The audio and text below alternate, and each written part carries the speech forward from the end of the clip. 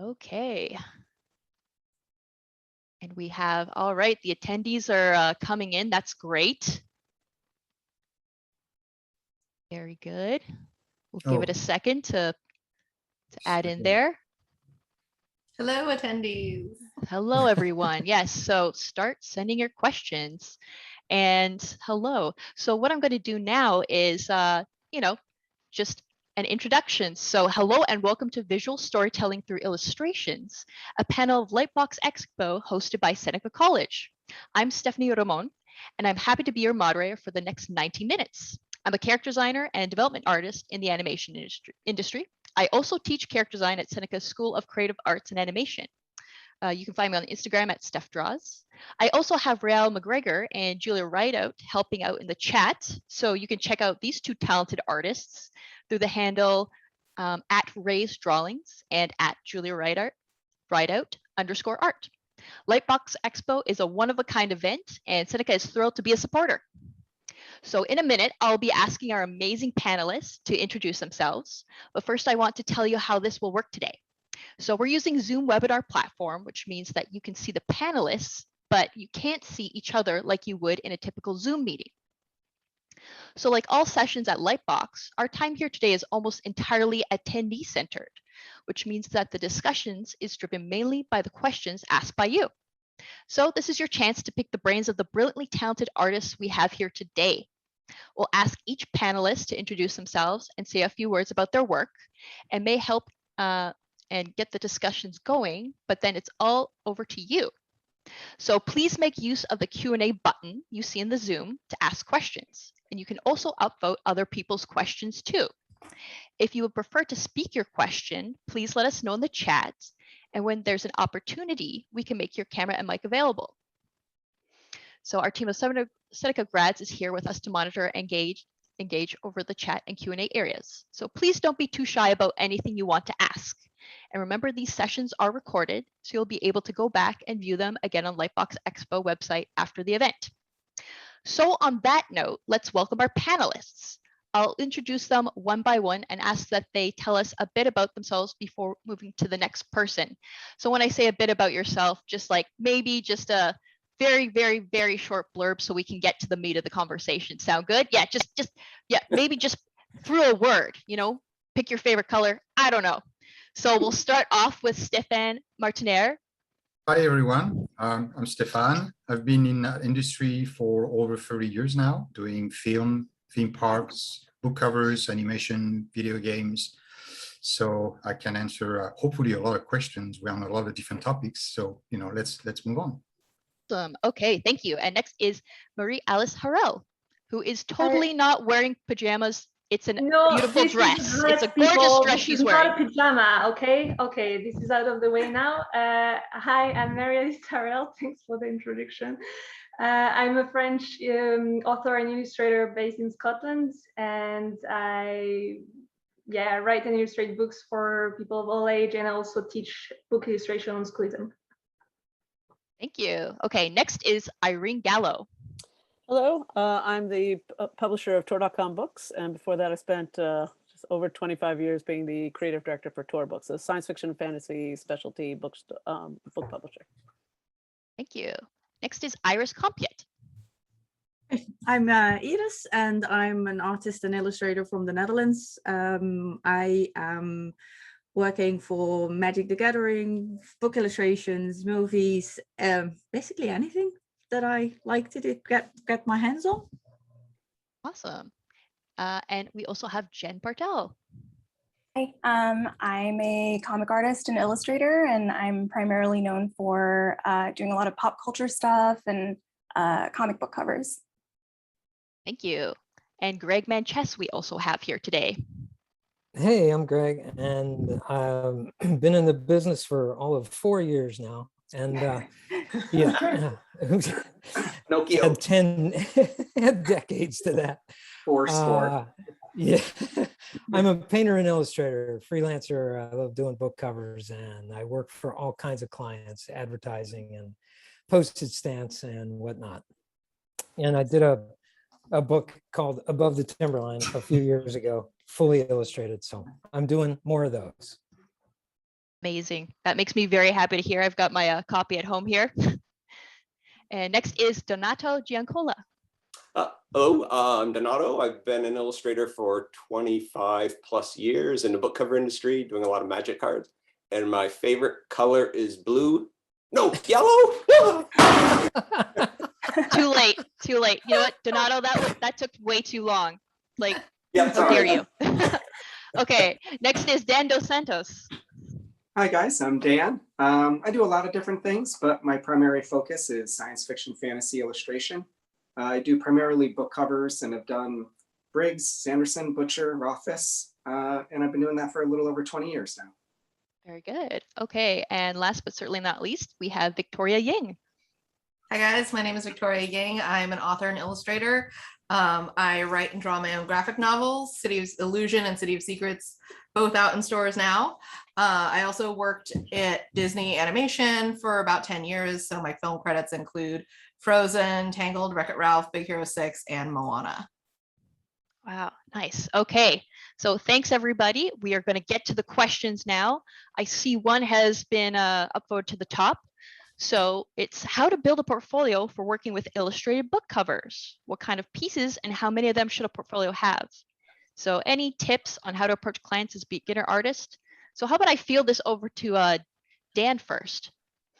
Actually, I'd like to pass this off to Irene. She seems like the perfect person. Irene looks at portfolios all day long. I do. And just to quickly sort of rattle through it, you want the portfolio to be very consistent in style and quality. You want, I would say 10 to 12 pieces, because you really want to prove to the art director that you really have a command over that style and your voice. And really just try to show off all your abilities, try to show some character work, some background work, so and specifically to whatever, if you're going for book covers or gaming or this or that, you could sort of alter these portfolios that way. But a consistent style and just enough work to sort of prove that you could do that over and over again. I have another question. Can I add on to that? Absolutely. I just want to ask Irene, do you think that it's ever useful to comp your illustrations as a book cover to be like? I don't think it's necessary. And I think it could, at best, it's okay. And often it's distracting. So, and it's usually because we're very in tune with typography and this and that, and we kind of know who did whose book covers. You're trying to you pretend to be a pro until you're a pro sort of thing. And I think when I see, sort of comped up book covers, I'm usually I become more aware that there's somebody entering the business rather than somebody that's been in the business. So yeah, I don't think you need to do that. And there are topics that are obvious to, I'm like, oh, it's a dune painting because of what the what the imagery is or whatever, and I don't need that extra bit either. So not necessary is what I would say, and perhaps dangerous. Can I add one more thing to that? Irene, I've heard you mention before, a good portfolio is anywhere from say 6 to 10 pieces. Portfolios are pretty much just digital nowadays. Does the same apply to a website as an actual physical portfolio? Kind of. I think obviously there's more room, and you're not, in a convention situation where you've got a line of people, and you're trying to just sort of get a quick view of who this artist is. When you've got too many pieces, it's, edit them down to what is truly your best. And the line that I always use is artists are hired on their worst work, not their best work. So you really want to make sure that everything you're putting up is representative of what you can do at your best. Online, obviously there's more room, and it's up to the art director to sort of take that time or not. So there's definitely more room, but you still want to, make sure that you're curating well. And I think that's the big difference between a portfolio website and Instagram or something where you're, it's in real time and you're showing stuff. I'll go to Instagram and I'll be very aware that that's a place for people to show all kinds of stuff. That's where you show, some rough studies and some, portraits that you're doing on the side. And I am aware of that. And then if there's something there that makes me think, oh, I might hire this person for a job, I will go to the website. And that kind of solidifies it, right? That says, all right, this is your storefront. This is the work you're presenting to get work in whatever your field is. And so you can have more than 10 or 12, but just make sure they're as good as your best, because that, every artist is going to look at that one piece that looks a little weaker and be like, oh, what if that happens to my piece, So. That is a very good point. Okay, so our next question is, how do you balance the life between being a graphic novel author, illustrator, and posting on social media, having a presence? How much are you allowed to share when traditionally publishing a graphic novel? So does anyone in particular want to field this one? Okay, let's go to Victoria. Yeah. Hi. Yeah. So this seems like a three-part question. So the first part, how do I balance? Sorry, what was it? Graphic novel and. So how do you balance life between being a graphic novel author, illustrator, and then also posting on social media? Right. And then it was like, how much can you share because of the publisher? So a lot of that depends on your publishing team, like how they feel about it. Because oddly, a lot of times, like you will get more interest in your graphic novel project if you have a big following. So obviously your following is very important, and they need to know that you're working on something, so then they can pre-order it, so they can buy it. But obviously you don't want to give it away. You don't want to be like, here's the whole book, so you don't have to buy it, right? So the balance is usually something in between, and you have to work with your editorial team to see how they feel about it. For me, a lot of my stuff, they were like, yeah, you can post like, you can post like maybe 10 pages total, and they can't have any text on it. Process stuff, they were a little more open about, like they're like, oh, okay, you can post like thumbnails and inks if you want to just show what the process is, especially because like I know that my own following is very interested to see that. They want to see like, how did you get from like an idea for a story to like a finished page in a graphic novel. So that's usually something that you deal with on a case-to-case basis, because my first series is with Penguin Random House, and they had a very different attitude about it than my current publisher, who's Macmillan First Second. Is there another part of that question? Forgot. I think you answered. Yeah. Great. I can kind of chime in on that a little. I think the other thing to keep in mind when you are posting to social media is the way that all of these platforms are structured these days is that they've got these algorithms that will sort of prioritize the posts that are getting the most engagement. And a big part of that is posting consistently. I have a lot of feelings about that, and about the cycle of having to run on a hamster wheel and kind of effectively work a second job just to get your stuff out there. But realistically, it is important. And if that's something that you want to prioritize, I think the best thing you can do is just be consistent. So even if you are posting less, as long as you are posting at the same increments or like on the same days of the week, so that your following knows when to expect those posts from you, that's really helpful. Yeah, consistency is so important. That's a really good point. Okay, let's go to, super simple question. Any tips for pricing and starting commissions? So who wants to take that one? Yeah, we'll do Dan. My rule of thumb has generally been like 5 or 10% more than your last one. If you have any established market whatsoever, just make sure you're steadily increasing those prices. It doesn't necessarily have to be every piece, but do not go in reverse, whatever you do. It ruins your collectorship market. So you want your buyers to feel like it's an investment on top of getting this piece they love. So if every year your prices just go up, say 10%, that's a nice amount. You might need to adjust that if you start hitting, say, $10,000 or something, maybe not. Really, the most difficult one to price is your first one. And that kind of comes down to what you can get, what other market value is for comparable work, and what a fair hourly wage is for yourself. So I wouldn't undersell yourself, give yourself at least $20 an hour or something. But I believe when I started off, I was looking at even my print prices. I would look at Donato Giancola, who was doing a convention with me, and I would look at what his prices were and what his originals were. And I would kind of gauge based on that if, okay, maybe it needs to be about half that. And once you find that spot where you can really start off, then it's just a steady climb. Nice. But Yeah. to that point, actually, it would be interesting to talk about. I know we talk about illustrations, but if you encompass other aspects of the entertainment industry, there are also set prices that are already in the industry set for video games, for films, for other types of work. And this information actually is usually online. It's very easy to find out. So you can certainly get an idea of what a beginner artist is getting in the industry in particular field, and what an intermediate, junior to a senior level can expect to be paid as an illustrators for different types of works. Some reason I was only thinking originals, but yeah, Stefan's absolutely right. Most industries are going to have a standard rate that they provide. So I know if Irene, say, hires you and hires me, you're getting the same rate, even if it's your first job with Irene, because they have a standard rate. There's a book called the Graphic Artists Guild Handbook of Pricing and Ethical Guidelines. They release a new one. That's a mouthful. That title. Graphic Artists Guild and Pricing and Ethical Guidelines. They make a new one every year, and it's full of like everything: TV show work, video game work, advertising work, illustration, and it gives you a good basic price for commission work. Yeah, they've got a low end, a mid range, and a high end. And I found that the numbers that they have in those books are fairly accurate overall. So for as far as industry standard goes. And the only thing I wanted to add is the best piece of advice I ever got when it came to pricing is always ask a budget first. Don't give a number first. Ask what the client's budget is, and then start from there. Yes. Sometimes that works, sometimes doesn't. Yeah.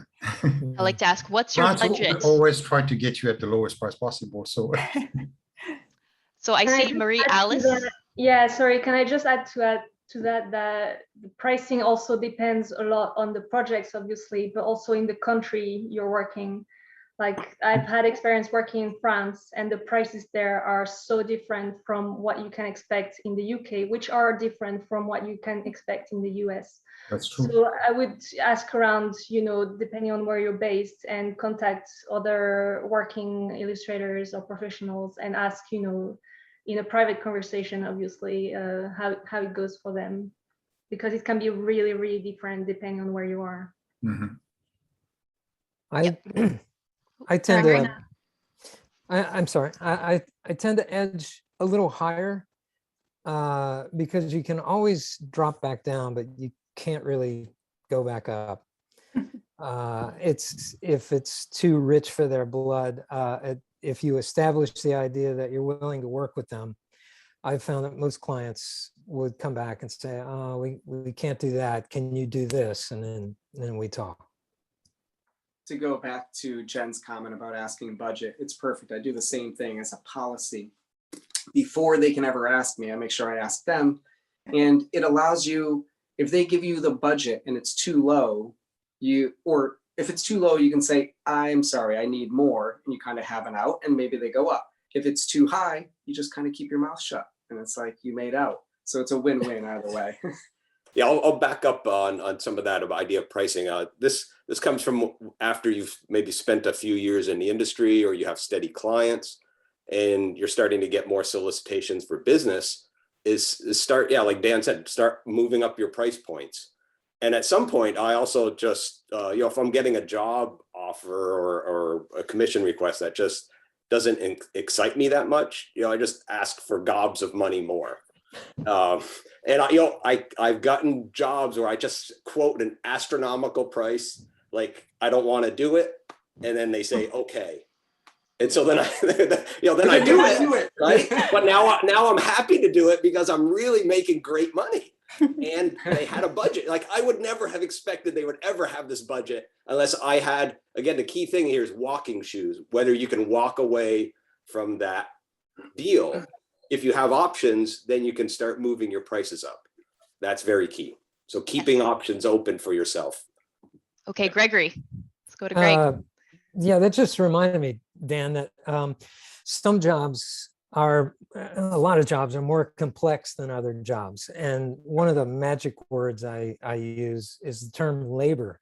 So if somebody says, we want a battle scene, Yeah. I start calculating how many figures are in there. You could just say 2 hours per figure and figure out how long that's going to take. Well, I come back to the client. I recently worked with Netflix, and they needed 8 to 10 portrait figures in the scene, and I just calculated the time. I said, it's labor to paint every one of these. So here's a base minimum on just to start this particular, it was a mural that they blew up from the original painting to a digital mural. So the term labor is helpful for that because they hear that, they understand it's work. Labor is a key word. And I'm curious about, the term like walking shoes. So what would you describe as, having that, like, what can empower you to walk away from, say, like a bad job? What are your examples? Do you want me to answer that one? Yeah, Donato, please. Well, it's not so much that it's a bad job. It's just like actually what Greg mentioned, it's labor. Many of those jobs where I quoted high pricing were the multi-figured battle scenes. I had developed my portfolio. I had, built that into there. And then, people want me to do a battle scene. And it's like, that's a lot of work. So that's where I just started quoting, throwing out bigger prices, or maybe some content that's very personal to me, like doing my robots. Like I don't throw those around like everyone gets a robot for free. So I price those higher because they are personal pieces. And I want each one of those to have a certain level of integrity. So I price those higher than I would other jobs. So it's not so much that it's, it varies, but there's different reasons why I use the walking shoes analogy to be able to walk away from that kind of commission. Yeah. So obviously like having those, those like fantastic pieces, in your pocket, again, Right. having other commissions lined up, having a certain amount in your savings. So you're not like working from job to job as well. Yeah. There's also something that's worth mentioning is the usage of that work, because that also will dictate a very different price if you still own the work that you do versus a complete buyout from the client, and what the client will be doing with that image. So if a client is asking for a concept or illustrations that is not going to be turned into a merchandising product where the client is going to make a lot of money out of that, and you're getting nothing because that's not part of the contract, then you are totally entitled to ask a very high price because you're not going to have any cut of that particular profit. If you do own the work and you know that you can exploit your work further down the line in anything, a book cover is a very good example of that, then the prices are in a different category. So it's good to also always ask the clients, what's the usage of that work? Yeah, very good point. Very good point. Iris had a... There's one more that I really want to mention is tight deadlines. I've had job offers that had an incredibly tight deadline sometimes, and it just, the budget that they offered me was not sufficient enough to make that deadline because I had to shove other jobs aside to make that deadline. So whenever a tight deadline is, they have to pay the rush fee for me.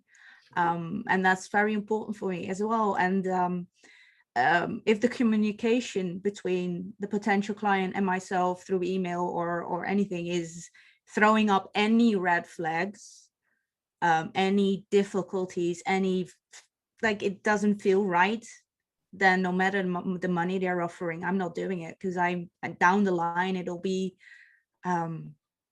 so difficult, and I'll start working on something that I just do not like to work on. And yeah, I've had this happen with clients here in Europe, same as Mariali's.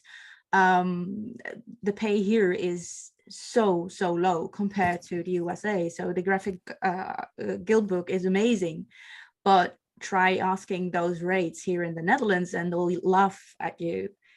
That's just the truth. So and it's very difficult to make a living of illustration here in the Netherlands. So you have to look at other markets. So you have to expand to other markets in the US, in the UK. So you have to be proactive and just watch out for yourself. Yeah, or diversify as well Yeah. your income if you can. Yeah. A lot of diversification indeed. Yeah, very important. Okay, I'm going to throw a question out from, I'm going to ask Real, can you ask a question to our panel? Definitely. Our next question is from Johnny Red, who asks, how much does art medium matter? Is digital prioritized over traditional? Thanks. Let's go back to Iris. Yeah, this is my thing. Because I work 100% traditional, and I've been told many, many times that, oh, you should do digital, because traditional is long gone, and it's just BS. It's not true. You can do it. I paint my magic cards in watercolors. I use oils. I'm starting to use oils. My book Fairies of the Fault Lines is completely done traditionally with watercolors. So I don't think medium has, like, as it doesn't matter what the medium is, it's just do good art. Granted, like in movies, like in the film industry, digital it's easier, it's quicker, it's the turnarounds of concepts, it's so quick. You have 2 days to come up with completely new concepts, so you have to do digital. But no, it doesn't mean that if you're a traditional artist that you don't have any jobs in your future at all. We're always hiring on a voice and a style, and so I don't care how the artist gets there. Now a watercolor has a different style than an oil painting, than digital, so that it's what your voice is what we're hiring. But the actual medium is not my concern. In the end, it's all printed. We print book covers. So Yeah, I think that like digital and traditional, they both have benefits and costs, right? So like the benefit of digital is clearly you can make it faster, you can make changes a lot easier, like those are upsides. But the upsides to traditional are, you get a very different look and feel. You can sell the traditional piece after, so you could double your money if you have that, right? Like the magic cards, I know that a lot of people collect the originals. So much extra income, which is great if you have that ability. I started on digital, so like learning to do traditional is like working backwards for me, but there's definitely upsides to doing traditional. And in book illustration specifically, because that's what we're talking about, picture books, they love the look of traditional. When I presented my first portfolio from Disney to a book illustration agent, they were like, oh, it looks cheap, because it doesn't look like a certain quality that feels expensive, which meant like real media. It felt, which is fine. And they were right. It was very slick. It was very like for film, TV, that kind of look. So I get it. But yeah, like there's definitely sometimes, like, especially in picture books, they really love, like, if you can get more tactile, if you can get more real, if you can get that really nice kind of quality of traditional. So yeah, plus and minuses to both. All right. Okay, next question. Let's see here. Okay. I guess, yeah, another one to go deeper into, like, what you had mentioned before about, any red flags. So Ali asked, how do you know if a commission is a scam? What are those red flags? I used to, as a policy, I would never accept a commission for a cover that wasn't from a publisher. Yeah, a self-published author, I just wouldn't even consider it. And more now, that industry is turning to self-published so much that I do accept those. And you just have to kind of be wary of verbiage and experience in their email. So there's obviously phishing scams. You'll see that all the time. My wife was looking at your artwork and I want to buy her an anniversary present between this price range. We all got this one, and I'm stuck in one league and I cannot make the purchase. Classic scam. Yeah, that's phishing. Anything else? For me, a red flag is somebody that won't give me a budget, that they just won't say after repeated asking, like, you have to give me a price and you have to give me a deadline. That will annoy me and turn me off. And anybody else, if I can feel that, if it's a self-published author, that they're not willing to let me take the reins. Hopefully somebody's coming to me for my expertise and I'll handhold them. Like if they're a self-published author, I'll tell them the process, what they can expect, how many sketches they're going to get. If I feel like this person with no experience is trying to tell me how they're going to run the show, that's immediately a no for me. Yeah, I have to agree. Like, definitely self-published authors, not necessarily that they're bad, but usually if you work with a publishing house, you have an agent between you, you have an editor between you, you have an art director between you. So you never have to necessarily speak to the author, which, plus and minus there, but also like because the author is not a trained person to look at art and understand like what the needs are of an artist, you are protected a lot in that process when you work with a real publisher. If you work with a self-published author, you just have to know that it's going to be a lot more challenging, and like it's very personal for them, which fair enough, it should be, but it's going to be really challenging as the artist who's trying to work on something so personal to somebody without that buffer in between. Yeah, I'll add into that. There's a big difference between being scammed and having inexperienced clients. Huge difference, right? So the inexperienced client is still wishing to hire you, wishing you to execute something, but they just don't understand sometimes the parameters of how you might work, how the pay might go out. So it's your job in a way as a professional to help lead them, and having a contract that you can go to, a ready-made contract, providing kind of milestone guidelines about how the process works, the input that they can provide. These are all very personalized to each individual artist, but if you can provide them with framework around which they can experience the commission process, you'll not only educate them, but you'll probably make a good client out of them as well. And they might come back with more work. Even if they're inexperienced, they might have deep pockets and they might come back and commission you again. And Donato, where do you find like this template for like a contract? Do you actually go to a lawyer first, or how do you set that up? No, you could, like Dan had mentioned, the Graphic Artists Guild, they have some contracts available. You could probably find some online. And again, this is where the community is wonderful. Almost any professional artist that you might speak to is probably more than willing to share contract verbiage, so you can see what might be industry standard for some publishers. And then you can just copy and paste some of that information, which is what my contract is. It's actually from Irene Gallo from Tor Books. Most of my verbiage actually comes out of Tor's contract because Tor has been historically very artist friendly. Nice. If I might add to that, if you're doing private commissions, I find contracts sometimes scare people away if they're a little too big, too early. I usually send them a work order to start off, which is just saying, you promise to pay this amount of money for this kind of work, you're on the line, something is signed, you can worry about specific contract details later, and we get into the things once the job actually gets rolling. But if I give somebody like a 6-page contract before they've even made a deposit, then it's just opens these floodgates of questions. And right. A work order. To that point, that's true. I mean, a contract for a book cover and illustrations for that matter doesn't need to be very complicated. I mean, all my contract for independent writers, I mean, they're half a page, because it's very, very simple what you need to be asking and what you want and what the client wants. You know, it's really a matter of the rights and who owns the right of the usage of that image at the end of the day, and the price that you put to the piece. After that, it's all, if you have a specific term that says anything else needs to be defined and negotiated separately, then that's it. Then you move on to the next project. It really could be very simple. Yeah. Okay, I'm going to ask Julia. It can also be, just super quickly, it can also be super complex. Like I've had contracts for picture books, like children books, that were 26 pages, written tiny, both sides, and you're like, what's this? And yeah, so it can go both ways, I guess, depending on the project.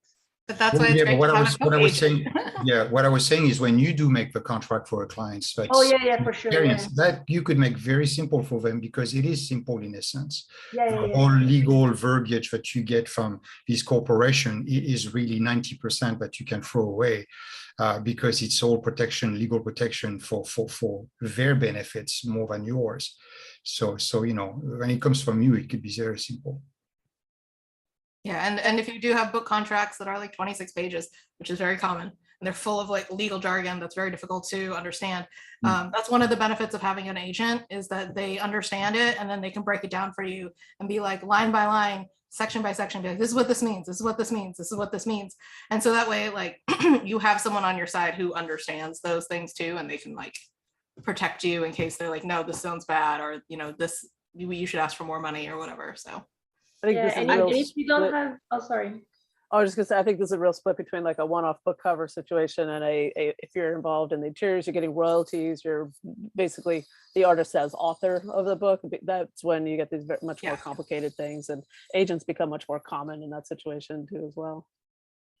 So I don't have an agent, but when I get these very complicated book contracts, I hire somebody to read it for me, which is worth every single penny, because I am not signing any contracts anymore that basically have me sign off all my rights and stuff like that, which I did in the past. So it's if you don't have an agent, which is very difficult to find an agent if you're not a writer, not an author, it's very difficult to find one. I never managed to find one.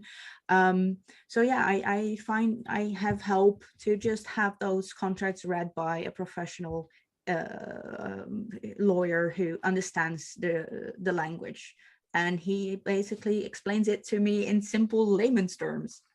All right, and just so people know, I just shared my professional contract that I send out, so that's in the chat. Ooh, I'm downloading it. Finding that, Awesome. right? So there you go. There's a blueprint to start to follow. Yep. And again, feel free to copy and paste that, modify it. It's verbiage, like I mentioned, from Tor Books and also from Wizards of the Coast. So those are an amalgam that helped me put together this 2-page contract. That's fantastic. Just Thank you. a quick thing, because we talked about many different situations there, and just if you don't have an agent and you end up with that type of complicated contract, also trust yourself that you can learn how to read them. Like it's not going to be wasted on you to learn those terms. So trust that there's like plenty of books, plenty of forums or websites or whatever. You can find the information. Like trust yourself. Or you can learn. There's always ways to learn things. Yeah, so 2 questions. How do you find a book agent, and when is the right time to start looking for one? So I can start with that. I'm an author and an illustrator, so my books are written by me, and so that's a very different process than if you're looking for an agent as an illustrator only. If you're an illustrator only, you kind of set out your portfolio and you kind of talk about what you're interested in doing, like picture books, other things like that. But if you're an author, you do something called querying, where there is a lot of literature on the internet about that. But you basically have to have a book proposal ready. Like you have to know what your book is. You have to know, here's the story, here's the script page, I can finish this. At least that's with graphic novels. If you're trying to query like traditional prose novels, you need to have that book finished. And but yeah, if you're querying for graphic novels, you need to have a proposal, and the proposal has to be pretty tight. It has to be pretty much what you would send to a publisher, and then you can send that to agents who will. There's like a very multi-step process here, and then agents will offer multiple agents sometimes, because you're usually querying like a dozen or so people at a time, and then they'll come back to you. And if you get no hits, then you keep querying. But if you do get some hits, then you get phone calls, and then you talk to them, and you kind of find out like, do they have the same vision for your career as you do? Do they really get your book in the same way that you kind of love your book? And then from there, that's how you land an agent. It's a very long subject, but I do have a post on my website about how to get an agent for a graphic novelist, which I will link in the chat. Amazing. Yeah, thank you. And some people are asking about where they can find that document. I think Donato added it again. We are getting a lot of questions in the chat, so you might just have to scroll up. Oh, Donato, you okay? Great. We can hear you now. Yeah, I added a model release in there. Okay, so there's a model release there. You have to scroll up for that contract. Thank you so much for sharing that. Yep. Okay, let's go. Keep adding to the agents, maybe the agent question. I think it depends, as Victoria said, if you already have a specific project that you're looking for an agent for, or if you just have your portfolio. That's 2 different things, I would say. And as well, I mean, maybe you guys won't like that comparison, but I think in some ways it's fair to say that, like agents won't bet on a horse that never run in any race, like you have to do some work, professional work, before looking for an agent, because they won't, like, unless they're really, really behind you and love your work and everything, it's a really risky thing for them to invest in you. if you've never worked, in a professional way. So I would say you have to put your foot in the door before thinking of looking for an agent, at least in the fields I've worked in, picture books, book covers and stuff like that. Mhm. Yeah, my experience is that you can gain a lot of attention from one single wonderfully done image for your ideas. Now, if you have other paintings, absolutely that helps bolster that. But one really eye-grabbing image will bring people to be interested, especially an agent, I would think. Mhm. Oh, to add on to that though, like if you have an agent reach out to you, try to reach out to at least 2 or 3 other agents, because you don't want to just be talking to one person, because a lot of illustrators are like, oh, well, this person's interested in me, I'll just go with them. And it's like, no, because an agent is so much more than just like one person who's going to help do your contracts. They're also somebody who's like on your team. So they need to really like get you and your work. And even if you end up going with that first person, you should still try to reach out to a couple other people just so you can get a vibe and make sure that you're making the right choice. Yeah, sounds a bit like dating. Yeah, totally. Yeah. Don't marry the first guy who asks you out. Nope. Got to be picky. Okay, let's ask Raul. Is there a question you'd like to field? Yeah. On the topic of agents, do you need an agent to get published? No, you do not. No. But I highly recommend it if you're writing it. I mean, if you're an illustrator and you're doing book covers, then it's a completely different story. But if you are an author, then it's really, really important that you get an agent, because for a couple of reasons. One, if your book goes to a publisher, and if you submit to multiple publishers, there's a chance you can do something called an auction, which means that 2 publishing houses or more want your book, so then they can fight over it, which is great. But you as an individual artist probably don't know how to field an auction. There's a lot of different like language in there, like foreign rights, translation rights, film rights, all that stuff that goes into it. And like, you're not going to know how to do that. So in order to set yourself up best for like the most amount of money for your book sale, highly recommend an agent. Also, like making sure that you don't give away like your film rights. Like if you publish with certain houses, they'll be like, well, this is just our standard language that we're going to keep your film rights. So, as an illustrator who's like, I really want my book to be published, like you're very likely to be like, well, okay, they said that's standard, and you don't know how to push back on that. It's really helpful to get an agent. So if a publisher comes up to you and like they see your webcomic and they're like, we want to publish this, you can easily find an agent to help you with that, just one deal. You don't have to have them be like your forever agent, but they can still help you with that deal. So you can just write an email to somebody who, I don't know, maybe you have like a reference, and then you can be like, hi, I publisher interest, like with this deal. And then you can get someone for just that one time if you have a publisher's interest already. Yeah, it's much easier to get an agent when you've got, like, here's the project, I just need, so, and I will say for, maybe 30% of the artists we work with that are just doing, again, like one-off illustrations, do the cover, and then they move on to the next job. Maybe 30% of them have agents. That number's probably wrong, but 99.5% of the authors we work with have agents.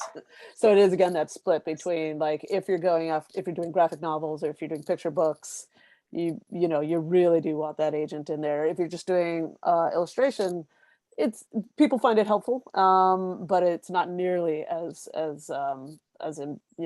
fundamental to how the business is working. So, and if I can add in as well that also, Jen, just quickly, that depends again on the countries. Like some countries traditionally work more with agents, and it's like a filtering process that happens with the agents.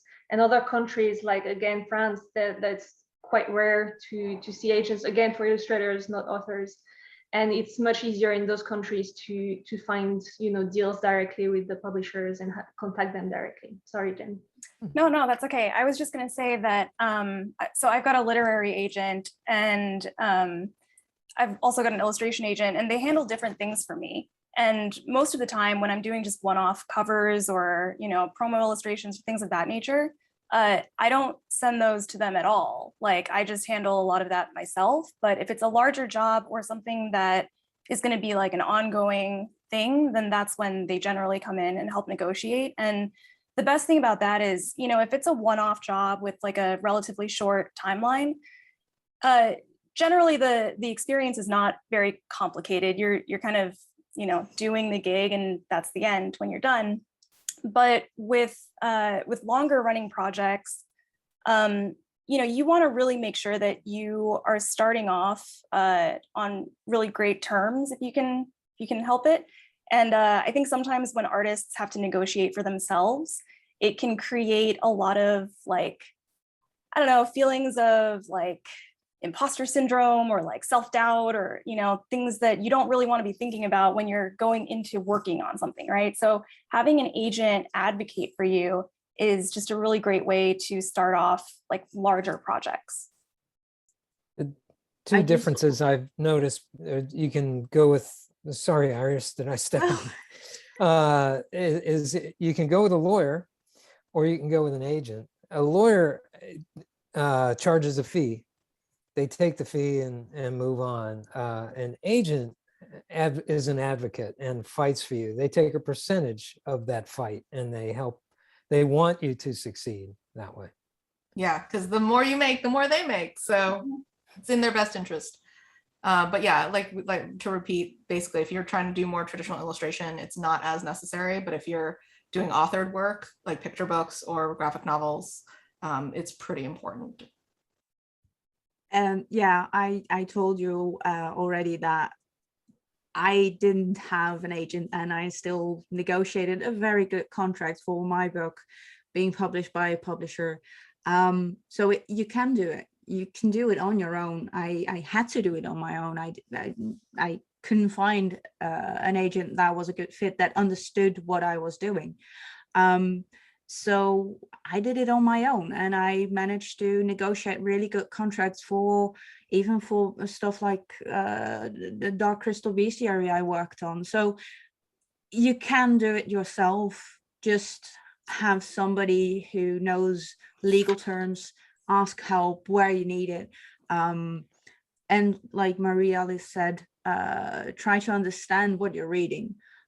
So it can be done. It's not like you can't do this job or anything without an agent at all. Because I'm doing it without an agent, so yeah, I must be doing something right. Yeah, I'll reinforce what you're saying, Iris, is that it's about educating you. You can do it. I've never had a lawyer. I've had agents, 2 agents, and they're very helpful in my early part of my career. But the legal terms of a contract are, once you start seeing like 4 or 5 contracts, you start to understand the similarities and where they deviate. But there are basic structures to many contracts. And if you just read enough of them and compare them and contrast, then you gain quite a bit of knowledge about how to negotiate on a contract. If areas that you might see that you like, loopholes that might be glaring. And again, it's difficult to do this right when you're first starting out, but this is where you tap into the community of other professionals that, like us, we're here willing to share. You've got a couple contracts. You got a contract from me that you can start comparing now. And I can also share with you the crazy Marvel contract, the 20+ page Marvel contract that I did not sign because it was so outrageous. Then you can get an idea of why and how a nice 1-page contract from a book publisher is so welcoming. Yeah, and it's just doing it by yourself or doing this. It's difficult and it's scary. It's definitely scary because you're pushing back and you're asking for more money, more rights. I completely negotiated my full film rights, my full merchandise rights. I have, like, for my own book, I have complete control over if this book is sold to another country, like another foreign publisher. I have first right of a refusal if the publisher isn't in my line of thinking. These are very important things for me. And they were very scary to negotiate because a publisher could say, like, no, we're not doing that. It's too much trouble. But it feels so good when it does work out, and you grow a little hair on your teeth. You go, it's good. It's good to know what you're signing. It's good to know what you're doing, rather than always having somebody else do it for you, which is wonderful and amazing. And I wish I had more help, but at the end of the day, I am very happy to be doing this on my own and knowing exactly what I'm doing. It's a big learning school, and it's good to know. Yeah, and if I can speak from a bit of experience, just because you have a lawyer doesn't mean they're going to be of any help. So yeah, it's good. You got to cut your teeth sometimes and educate yourself. Let's go to the next question. I really like this one. It's a bit different. So it's from Ayen Chaudhry, and they ask, in your journey towards building a story for your IP, what are the kind of questions that you ask yourself in the first stages of development? So I'll throw this out to Greg. Greg first. Oops, I drifted. What was the question again? You zoned out. Oh no, it's gone to the okay. I'll find it again. Greg, in your journey creating your own IP, what are the questions you help yourself in building that IP? The world, the characters? Yeah, right. First stages of development. I'm going to keep this really short because I could go on for a long time, but one thing you don't want to do is go to Starbucks and just start writing your book, because you're going to be sitting there with 16 other guys that are sipping their coffee doing the same thing. Because I'm an artist author, I would try to envision my world through small thumbnails, and then write a little bit about that, or choose a scene that I knew in my heart I wanted to do, and I would write the dialogue in that scene. It started to give me characters. Once I had those characters, I would draw thumbnails and write, draw thumbnails and write. And it went back and forth like that until I had a structure that was, at that point, 300 pages long. I had to carve it down. But that's what you want. You want to write a lot and then carve and manipulate and work it out. So many books, maybe I can list a few in the chat about how to actually do that as a writer. But as artists, we have the advantage of being able to create those visuals and be stimulated by those visuals to be able to write better. That's how I would start.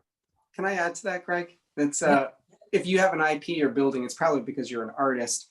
There's this weird thing that authors don't think they could just draw a book, but some reason artists always think they can write a book and that it's really easy, and it is not. Writing is really hard, and like Greg was mentioning, there's a lot of books on the craft. Like, what questions do you ask yourself when you're writing a novel and building those characters? They're all the same questions you're gonna ask yourself when you're building your own comic book.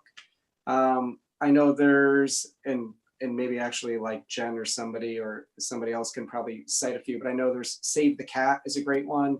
Stephen King's on writing. I just wrote another one down the other day. Sorry, but this isn't for us, is the title of one. I'm putting it up. The Secrets of Story by Matt Bird is another one I've heard great things about. But all those things, it's really the same idea that you're building up, is like how to flesh out this world. And there's just probably too many things to ask yourself to go into. I think that, like, if you're developing your own IP, one of the first things that you should try to do is actually start writing short fiction, short comics, short prose, whatever it is, because you're going to really find your voice in terms of structure and what you want to say and how you want to say it. Because if you embark on like a 200-page graphic novel and you're like, oh, I want to do this giant thing, like, you're not going to be able to see the whole structure of it until, I don't know, a year down the line. I know that didn't super answer the question, but that is one thing. And here is one of my pages of inspiration. This is how I start. I print out a bunch of images that just kind of are the vibe that I'm feeling. And then on the side, I also have like a bunch of words and text, some like sketches and stuff like that. And then I can kind of start putting together, okay, like what about these things is related and what about that do I want to use from it? So this is just like a quick one because this is like a 15-page comic, but like if I do a larger project, then I can do like multiple pages like that. Cool. Ether, thank you for that suggestion in the comments. I didn't know Le Guin had a book on writing. Really it's so good. It's so good. I love it. Sorry, I'm just sorry to link to Reddit, but I don't know if anyone uses Notion, but it's a lot of people make amazing templates. And so I just linked to a template that I really like. that has basically like questionnaires and like starting points and like the hero's journey and all the standard stuff that you can kind of fill out and flesh out within Notion. Yes, I'm a giant Notion nerd, so you just saw me like, ah! Yeah, Notion is fantastic for whatever That's you great. do. I'm also going to add in Pinterest for like thumbnails. And does anybody yeah. use Pinterest? Yeah, yeah, Hardcore pinner. yeah, yeah. You can't escape it.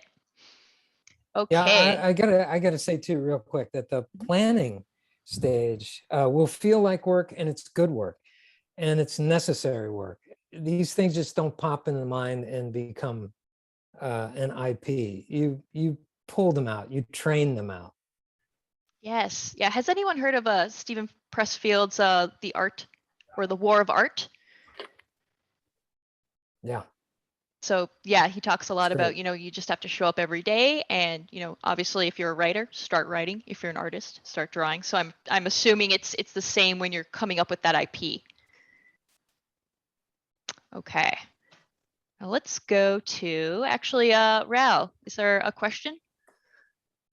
Yeah. Stephanie asks, can you talk a little bit about how book cover aesthetics change over time and how trends in the publishing industry might change the way you work? Do you do research every so often and change the way you compose images? Or do you trust that your style of working will find a home with ads you already have a solid relationship with? Ooh, funny. I'd love to talk a little about this one because I think of it a lot.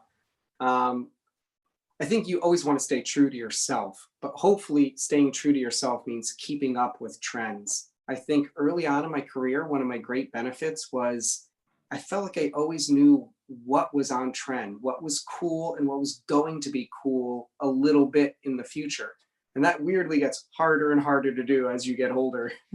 And I think the real pitfall is you just don't want to stay in the past. I know Irene has mentioned to me that she'll see illustrators from the 80s that still design their characters with hair from the 80s. And it's a dead giveaway. It's a dead giveaway, and it's dated, and it doesn't appeal to the demographic you're trying to appeal to unless that demographic is also really old. So you definitely want to keep up with the trends, but there's other times, like there's trends that have run through covers, like in the 70s, lots of montages. I still submit a montage sketch for every job and it never gets picked mostly because it looks dated.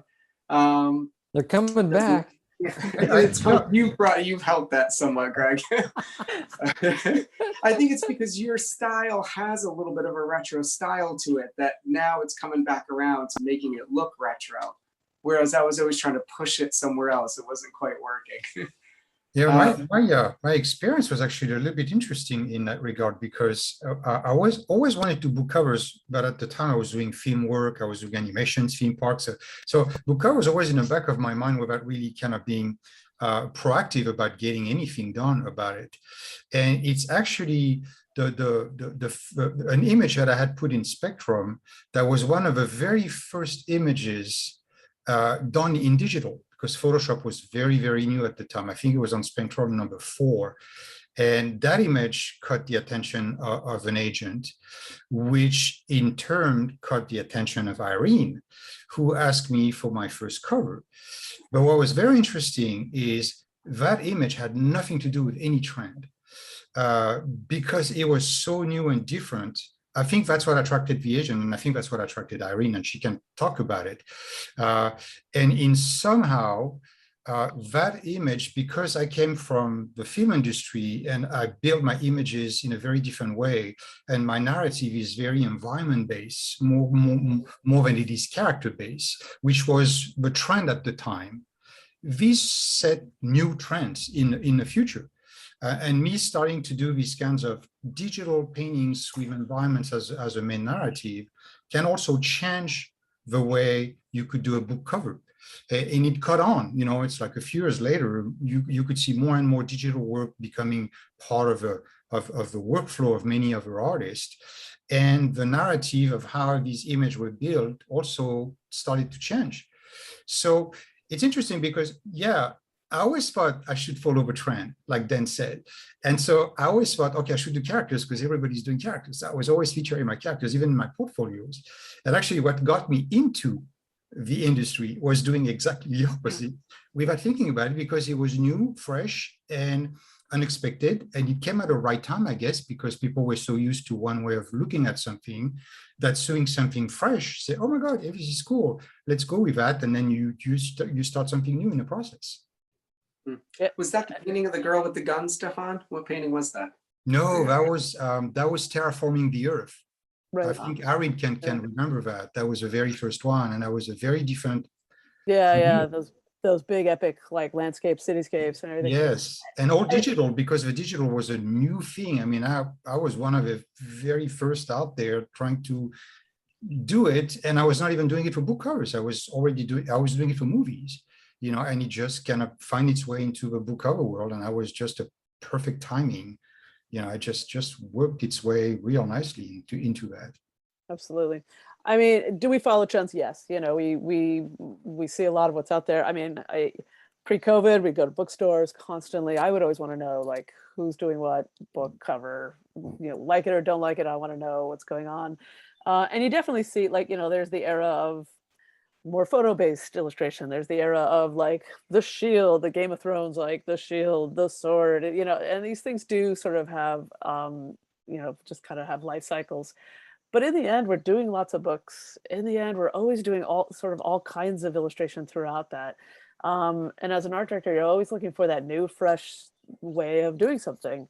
And so it becomes, from my point of view, becomes more all of the above than like, oh, this is the trend, we have to chase it. Sometimes you do, but a lot of times you don't. And I think ultimately, if you are, get like true to your own voice, and and I've been in the business now long enough to see a lot of people early in their career, they're trying to be sort of jack of all trades, or they have they're technically very good, but they haven't incorporated their voice to it yet. And then they do, and you see them take off. And that's when I'm like, oh, I have to hire that person. Like, that's unique. That's a specific point of view from them. And then, those artists start to get hired for who they are and what they're saying, not just because they can draw a good dragon. It has to be, that person's dragon and that point of view and that voice. And so that's when it's really fun. We can see these careers just sort of take off in that way. So yeah, definitely, like we have like, oh, let's make it look like this because Game of Thrones look like that. But there's a lot of books, and there's a lot of room there. And and I think ultimately just, as I say, find your style. I think, just to piggyback off of what you were saying about going to the bookstore, especially if you want to be a picture book illustrator, I noticed that a lot of people who want to do that aren't really tapped into like what the market looks like now. Like they're very aware of like what they had as children's books, but maybe they don't have kids yet, so like they're not buying kids books, which fine, like that's normal. But definitely go to the bookstore and just kind of see like what's out there, look at the whole landscape of like what kind of books people are printing, and you can kind of see like, okay, here's where the trends, not necessarily like to match the trends, but just so you're aware that it's not necessarily like, I don't know, blueberries for Sal anymore. Like the world is changing, and just be aware of the market that you want to be in. And it's easier, I think, that if it's like you're doing magic cards and you love magic, but if you want to do picture books and you're not necessarily like in the bookstore looking at picture books all the time, just make sure to like do a couple trips there and make sure that you're like have your eyes open and see like, okay, like this is what the market's looking for right now, like watercolor or whatever kind of things. All right. Looking here. Let's go to a more technical question. So, do you have any advice and tips for handling graphical and painterly elements in the same illustration? This person, Ron Brydell, really admires illustrations which combine them.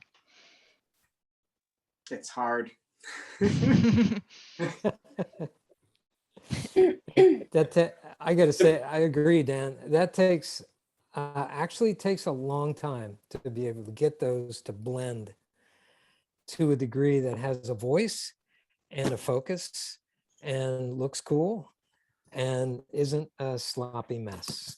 But I do think that's one of the harder techniques to blend, but a lot of people can do it, and it's beautiful. I a friend, Justin Gerard, was talking recently, and he was saying that he feels almost every style of art is this balance between line focused or form focused. And you have to find the sweet spot in between. And when you're playing with 2D elements, they don't always jive well with form focused elements. But if you have a more linear style, they do. Or you have to kind of go the other way. You have to add more form to your 2D elements. So maybe you have 2D triangles floating around, but they're casting a 3D shadow. It kind of pulls them into that area. So you just have to find this language that juggles some sort of segue between these two voices that helps them meld together in your piece, either adding line to your form or adding form to your line a little bit. I have noticed over the years, there seems to be artists who are line driven and artists who are form and shape driven. Yep. And, yeah, Dustin's working theory is everybody's on this scale somewhere, like, and you can pinpoint it. And it's like, oh yeah, that kind of makes sense. That's right. Yeah. That's, So, I guess that. oh, sorry, go ahead, Greg. No, that's all right. Go ahead. Okay. So we talked a little bit at the beginning about, Instagram and like balancing that social media, but Valeria has a good question. She asks, where would you advise to have a portfolio on, for social media? Would it be social media, DeviantArt, ArtStation, or is it better to invest in making your own website? And I know probably for a few of you, it's through a publisher. I think having your own website is important. I think, and again, like you could use like an ArtStation, but ArtStations tend to be archives more than curated. Depends on it. Like if you curate it more, great. But and I can't tell you like how many times I've like somebody will say, "Here's my portfolio," and it's an ArtStation, and I'll start critiquing things like, "Oh, well, that was the 20-minute study. Oh, well, that was the thing I did. Oh, well, that's not." I'm like, "This is what you're showing me." And I get it when I go there, like I'm in the mood to see that. So it's not a negative in that context. But if you're showing a portfolio, this is your storefront. This is you're saying this is the work that I expect people to hire me for and to be published and printed and, wherever the context is.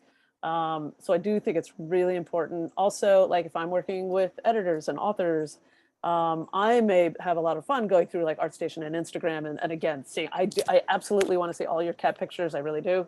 And I mean that sincerely. But if I'm going to an editor or an author who wants to like know who this artist is, I want to be able to send them to a portfolio website that has, it's just the professional work. It's just the work that relates to the kind of illustration that we're doing. And it's curated, it's only the best stuff. And, because otherwise, and I can't tell you how many times we'll have this, they're like, oh, we want a spaceship, but look, they do cow paintings. Like, yeah, but they're not going to do a cow painting in this one. Like, but look, they do, and you cannot, like, you'll have that conversation with an editor over and over and over again. Like, you can't get them off of the thing that, as an art director, you have enough experience to know to filter out.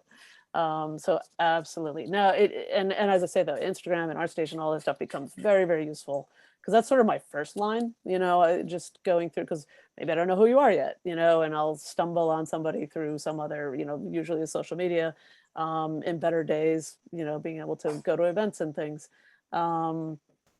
So, all those things are useful, but have that curated and keep it updated. I can't tell you how many times I'll be, especially like, I remember being at Lightbox a year or 2 years ago.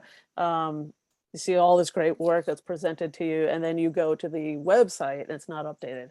And that's really frustrating because I'm trying to now, I remember the work that they showed me, but it's so much easier just to update Instagram than it is maybe the website. And it seems like a simple thing, but it's really keep that website updated, filter out the lesser pieces, put in the better pieces as you go. Right.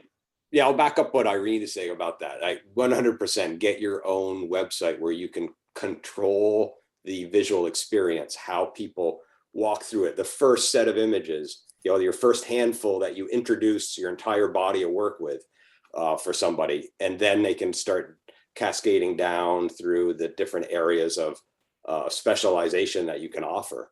But if you don't you're mentioning, Irene, like the Instagram, the ArtStations, those are sometimes great because they give you an idea of who they are as a person. If they really post a lot, right, you get an idea of professionalism. But at some point, you just got to curate and cut to the chase. What is it that you do good? What is it that you want to do? And what do you want to get hired for? And those are the questions that got to get answered in a very quick way. And you can do that in a fully curated site that you control. And Yeah. I got to throw in, try not to keep it as your archive of every little bit of work you've ever done. No, it's a portfolio, it's curated, it's presentable. So the big takeaway is whatever portfolio platform you use, it better be easy enough to update. Yes, keep it updated. Yeah, yeah. I'm throwing in a Webflow. Throw a link to Webflow. They're it's a very responsive design website. I've seen a few people use. Oh my God. All of you concept people are so good about technology. I feel like illustrators are just back in the 90s still. Half of us don't do social media. There's been so many links already to everything I need to check out. Yep. Sorry, there's amazing. there's going to be a lot of homework after today's panel, so it's all due Monday. Nice. Okay. Let's go to Rael. What questions do you see that's popping up? At the top of our list, we have Natalia, who says they're a recent grad and they want to work as a book illustrator, but they don't know where to start, how to start getting noticed, where to send their portfolio, especially with big industries, etc. So their question is, how did you guys get started, and what would be your advice for someone who is starting? You can kind of take this one. So I think the most important thing is to make actual friends with your contemporaries. Seek out people who are kind of at your level or in your community and get to know them, because those are the people who are going to be recommending you for jobs that they have to turn down or that they're not available for, whatever. Those are the people who are going to help you kind of improve and share rates and contracts and other types of things with you. And, you know, obviously don't go into it with that angle specifically, make actual friendships, but I think that's the most valuable thing you can do, because those are the people that are really going to grow with you over time, and kind of determine the course of your career more than anything. And not that they're giving you a career, but their opportunities become your opportunities. I met Irene Gallo through Greg, whom I met through his agent, whom I met through my good friend. Like, it really does just open doors of opportunity for you. It's still your job to knock it out of the park when you get those opportunities. But Well, cons also are very useful. I mean, I found tons of opportunities to talk to different people that are very open to share any kind of knowledge that they have as artists. For beginners, I mean, it's like when I was doing the con for 20 years, I mean, every single con, you have someone coming with your portfolio, showing you their portfolio and asking for advice that also wants to start, you know, in one way or another. And we do tend to attend these cons to do exactly that, to be able to talk to, you know, people who want to, you know, follow our footsteps, you know, and do what we do. And we are, like Dan had mentioned earlier, you know, we're more than willing to share that kind of knowledge. To the person who asked the question specifically, if you want to do book cover work, I would say go to a bookstore and look at the books. Every publisher really does have a style that they kind of have, depending on the genres they write or the demographic they're trying to reach, and find a book that looks like what you want to do. And even better, if you could find a book that looks like what you want to do, but you know you can do it better, inside that front flap is the publisher listed with their mailing address, and you just contact the art department for that exact person. Trust me, if you can do better than what they're currently hiring, they're gonna want to see your work. It just needs to be appropriate. Like, I'm sure Irene gets a million postcards for her that are not what she does, but if they're really in her wheelhouse, she's paying attention to it.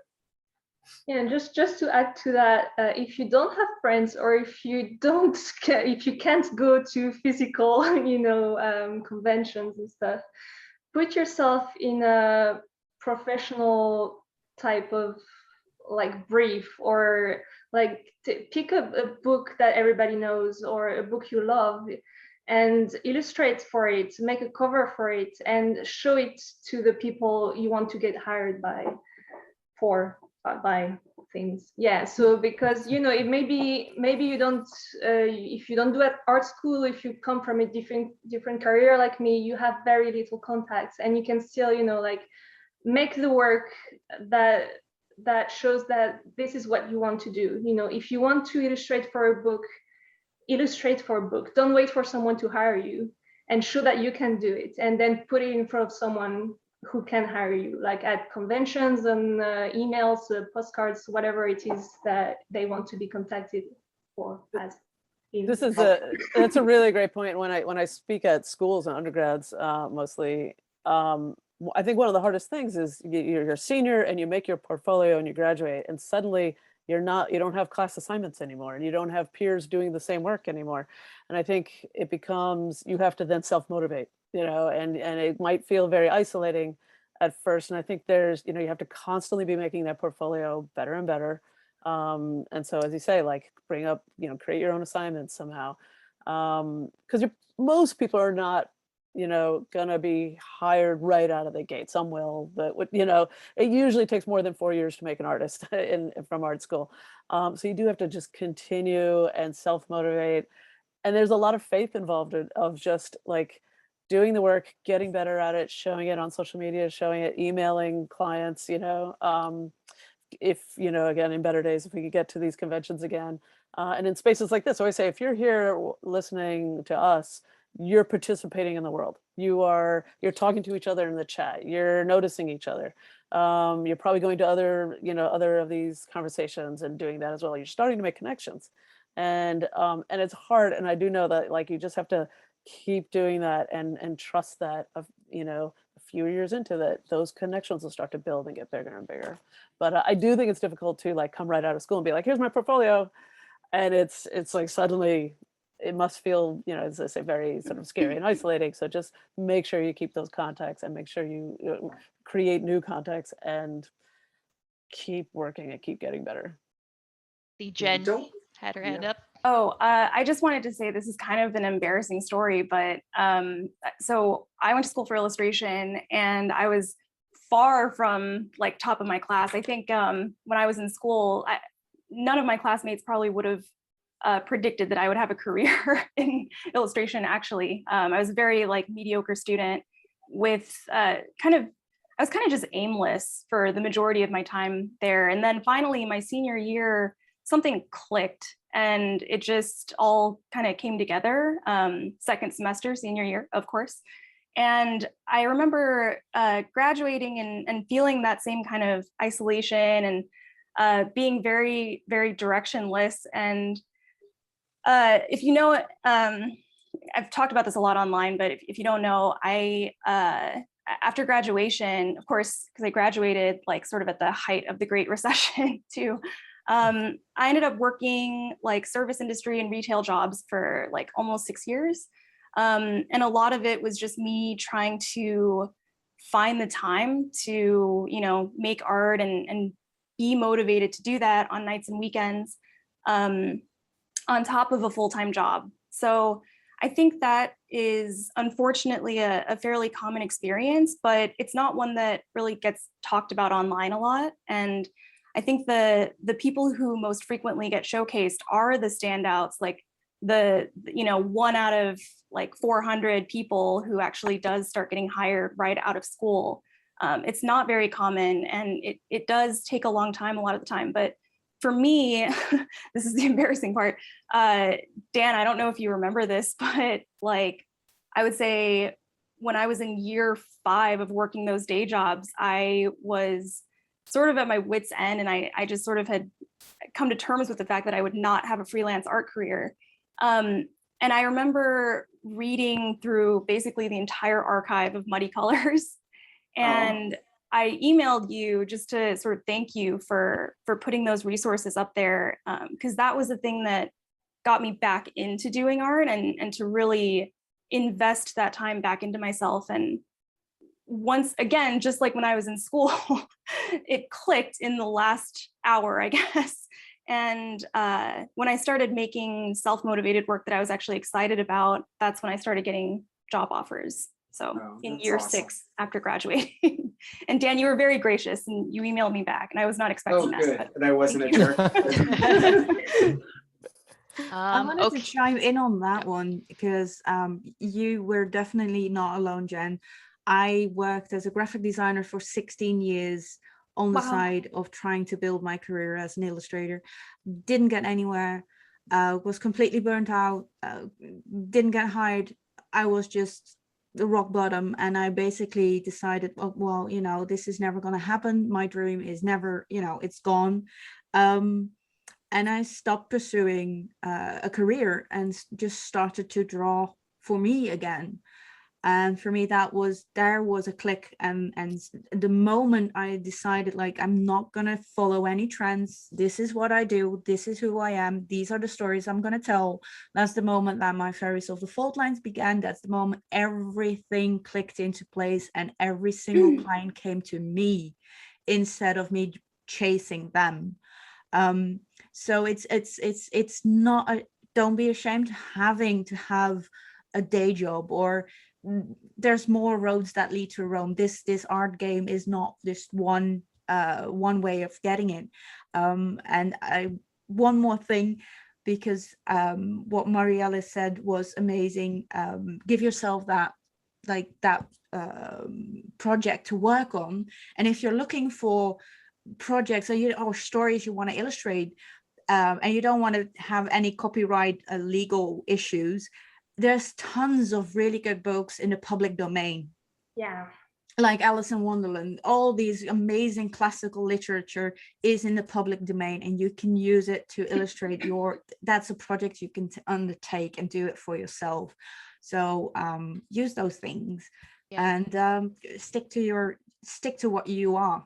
Okay, Mary Alice, real quick. Yeah, just it's funny you mentioned that, because that's one of my assignment for the Schoolsm class. But yeah, anyway, just really quickly, in terms of career, I think it's really easy to believe that you have to do this, you have to do that, you have to follow the path. And I'm just one more example of totally non-linear thing going on.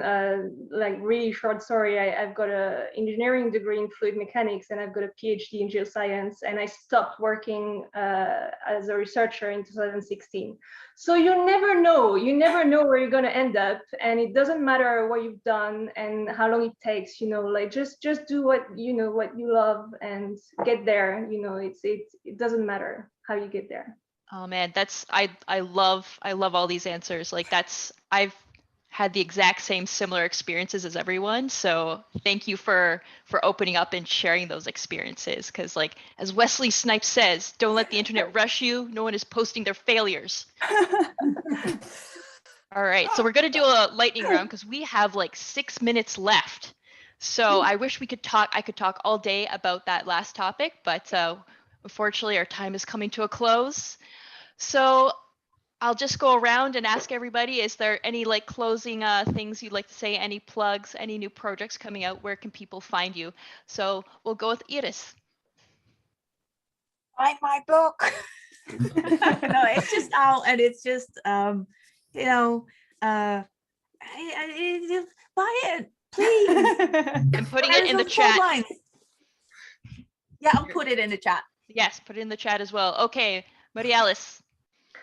I just launched a book illustration class on Schoolism, so I guess that would be a good time to advertise that, how to start, how to read images and create images that tell stories, and how to, take those first steps, I guess. And yeah, I also have lots of books I love, but I'll let you find them in my website or shop or wherever. Okay, thank you. Okay, next is Dan. I don't have any projects I can actually talk about at the moment, but I would say always you can check out my website. And Jen mentioned in my pet project is Muddy Colors, which is just this passion project I do that Donato also partakes in, and Greg Manchess. And every single day a professional posts something educational on that website, totally free, that it's just there as a resource for aspiring illustrators. So if you have the time, please check it out. Amazing. Okay, and how about you, Greg? Hey, the Northern Michigan University Theater and Art Departments are doing it it opens on October 15th. They're doing an entire stage play of my book, Above the Timberline. It's outrageous. They're going to do polar bear puppets. They got my paintings, lighting, actors. even a score is being written, and very excited about that. And I'm the playwright. So it's something that started with a painting that I really wanted to do, has become another step along the way to doing more and more with that. So I'm very excited. We're going to talk about that too at another time slot today, which is at about 5 to 6:30 p.m. Eastern Standard Time here at Lightbox. Great, thanks, Greg. And I hope the next step will be on ice. Get out of here. Okay, I had to. All right, Victoria. So my book series, City of Secrets and City of Illusion, in stores everywhere. It is a middle grade steampunk graphic novel. I'm currently working on a YA contemporary graphic novel, which will be out in 2023. I'm going to link my book in there. You are like crazy prolific. Yeah. I just have to say, Really? what the It's heck? been- Thank you. I have had 2 pandemic book releases now, so that's fun. Wow. Okay. All right, Irene.